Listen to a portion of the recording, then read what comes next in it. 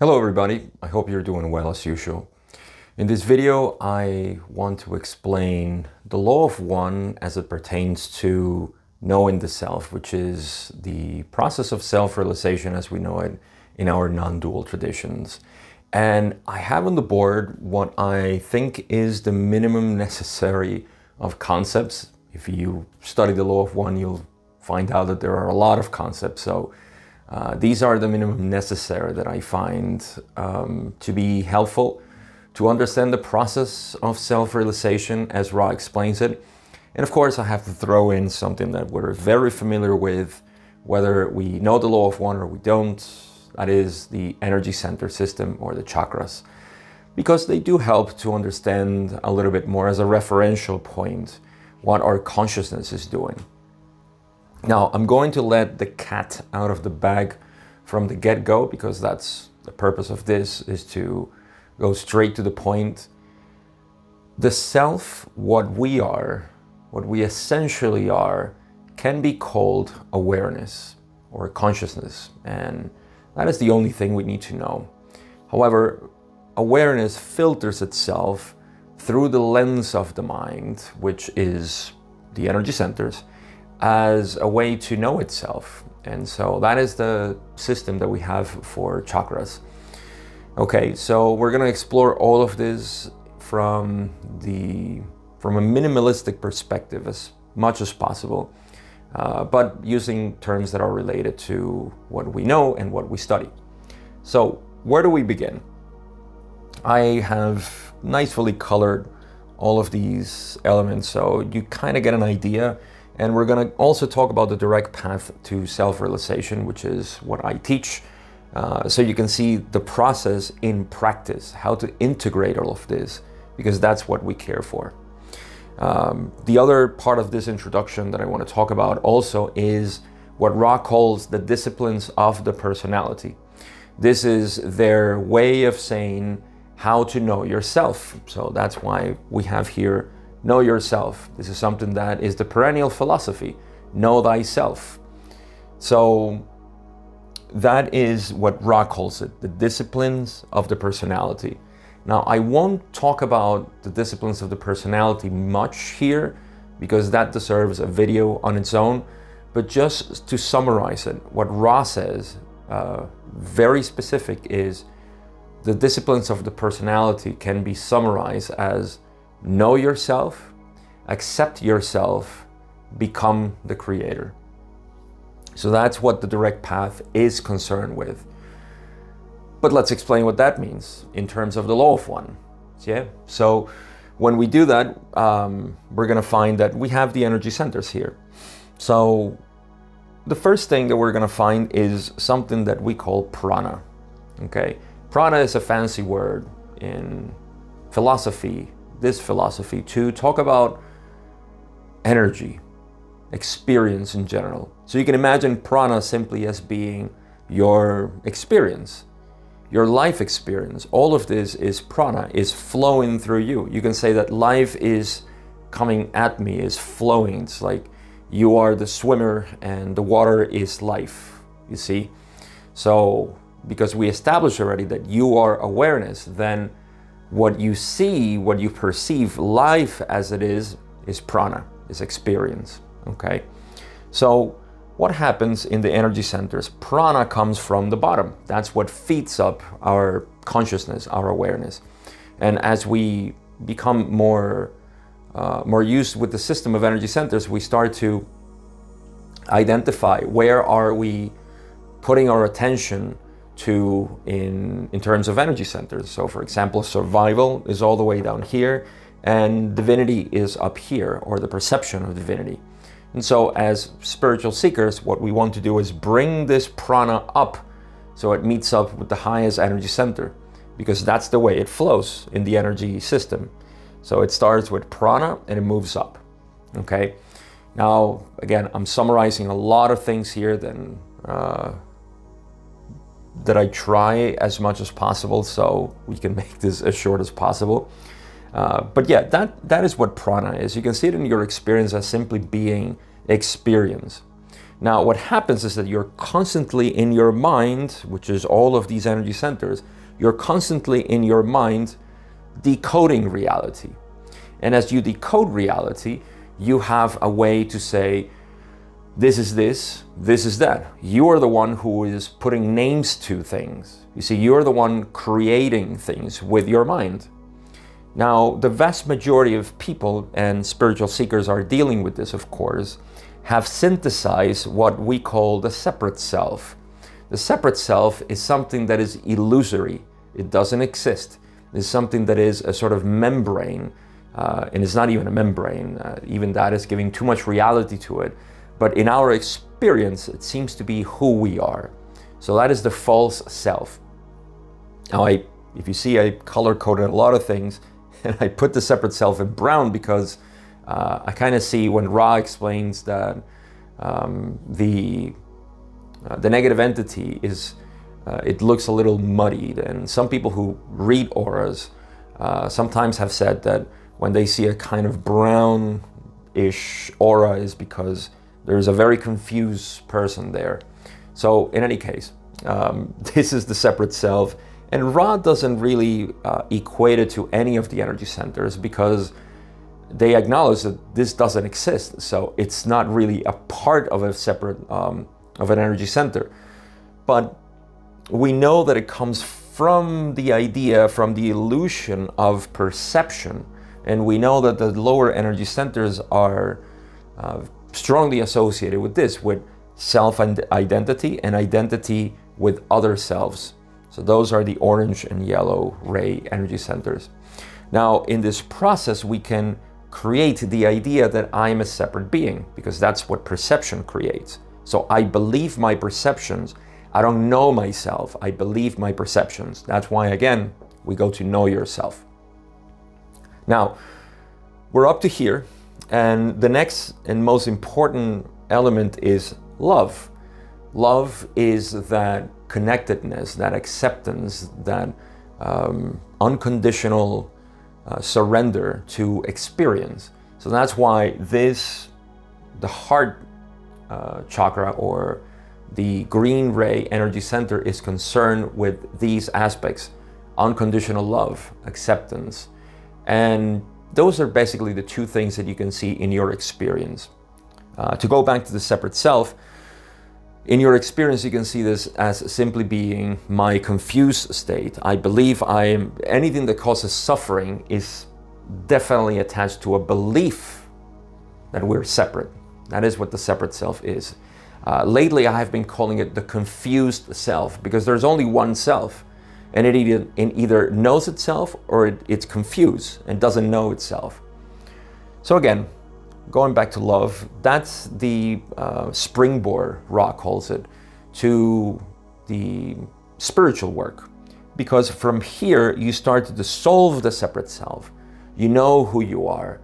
You begin to see this connectedness of everything, that you're inseparate from reality. And so many things come from here. That is the whole process of opening the heart center. And of course, has to do with unblocking, as we know. I won't talk about unblocking or activating energy centers or any of that. We're just talking about the energy system. Now, here comes the interesting part, because when we're moving the energy up the chakras, we want to get to intelligent energy, and I'll get to this to a point. And this is related to the indigo ray energy center, or the third eye. So we want energy to move up there, you see.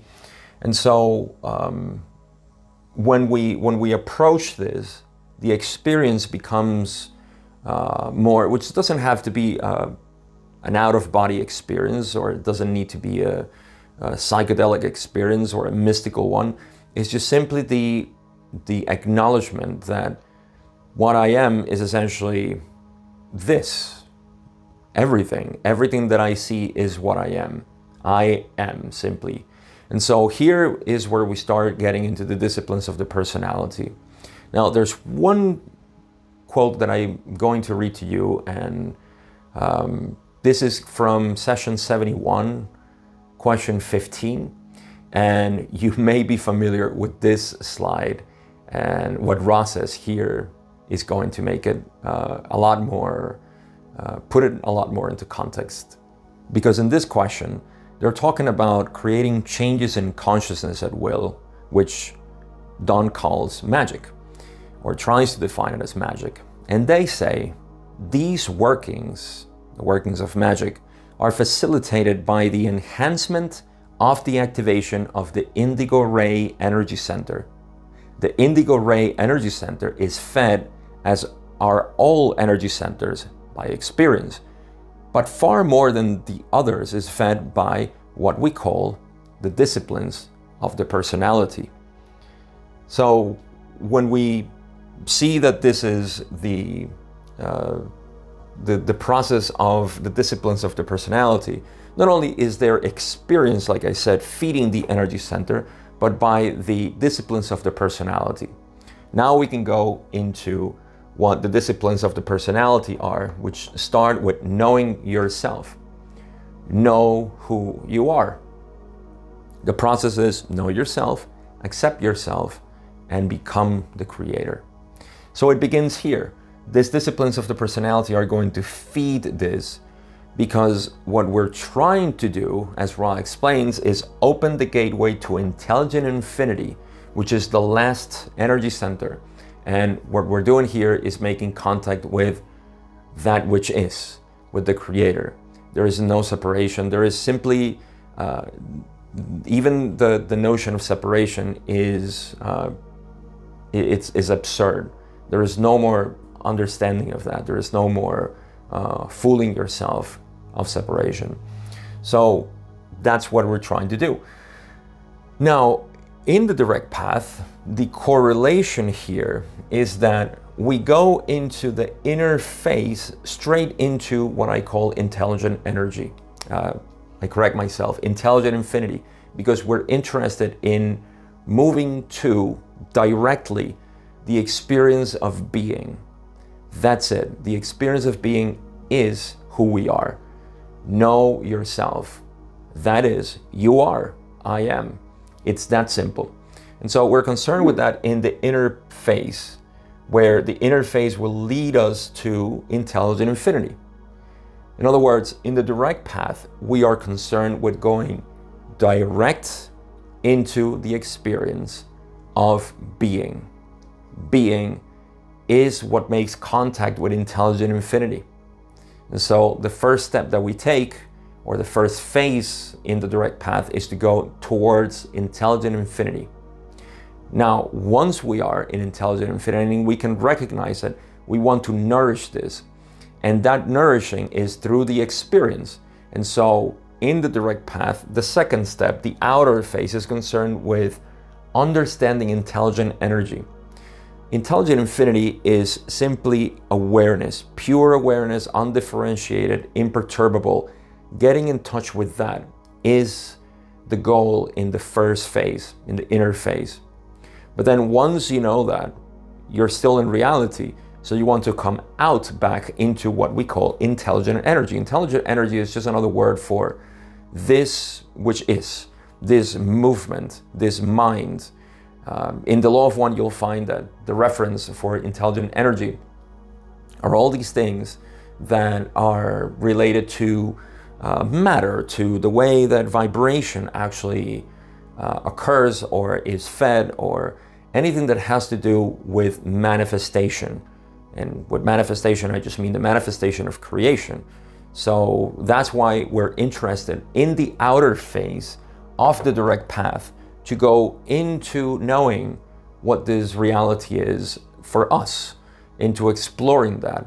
And that's what we call the self-inquiry, which we use in this process, the emotional guidance system of non-duality, which is just the perception of those things that you are not, and revealing all of those separate selves that start to create in our minds, and so on. And then there is the collapse of duality, the integration of all of this. That's what the outer path is. And like Ra says, the adept is working with intelligent energy, because the adept is attempting to open the gateway to intelligent infinity as much as possible. Through what? the disciplines of the personality. Should I repeat them again? Know yourself, accept yourself, and become the creator. Lastly, I'll talk about these 3 steps or these 3 points. Knowing yourself means to know who you truly are, beyond form, beyond thoughts, beyond personalities or identities, who you fundamentally are. That is knowing yourself. Now, non-dual teachers would say, and I agree with this, the hardest part is to accept yourself. Because once you know who you are, this acceptance has nothing to do with accepting your problems or your quirks or your emotions. It has nothing to do with that. Although it is part of, obviously, love and acceptance. That is true.